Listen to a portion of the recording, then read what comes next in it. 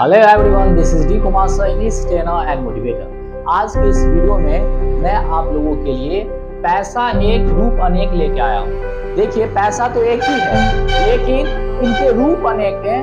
आइए इन्हें हम लोग जानते हैं। जैसे स्कूल में अगर आपको पैसा स्कूल में जमा करना होता है, उसे हम लोग फी बोलते हैं। क्या बोलते हैं? फी बोलते हैं। जब आपको कोई बिल जमा करना हो, राइट, तो उसे बिल कहते हैं, राइट।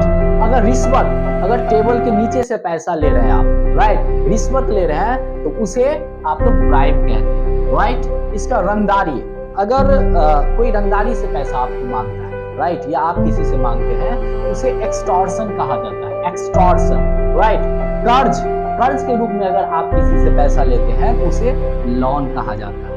फिरौती, अगर अपहरण किसी का अपहरण हो गया है, उसके लिए पैसा कोई मांगता है, फिरौती जिसे कहते हैं, तो उसे इंग्लिश में हम लोग रैंसम कहते हैं। हाँ, और चंदा, अगर चंदा मांग रहे हैं, पैसा चंदा मांग रहे हैं, तो उसे डोनेशन कहते हैं। मुआवजा, कोई क्षतिपूर्ति के लिए अगर मुआवजा कहीं देना हो, राइट, तो उसे कंपेंशन कहा जाता है, कंपेंशन। ठीक इसी प्रकार से अगर आपको पैसे की मुनाफा हुई हो तो उसे, या लाभ हुआ हो, तो उसे प्रॉफिट कहते हैं। खर्च, खर्च हो कहीं पे किसी चीज का, तो एक्सपेंडिचर कहा जाता है।